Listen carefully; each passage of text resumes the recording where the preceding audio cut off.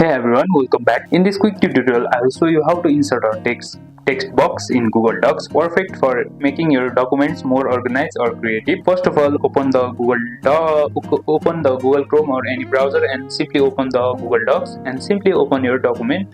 Right now, I will simply open the blank document. As you can see, after opening your document, you need to go to insert at the top. As you can see at the top, you will see find the bar called insert. Simply click it. After clicking on insert, simply click on the drawing and simply click on new. After going on drawing and new, you will see this kind of interface, the drawing interface. And now to add the box, you will see the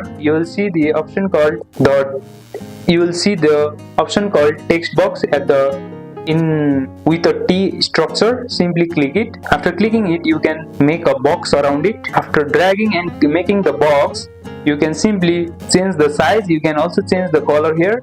You can make the bold.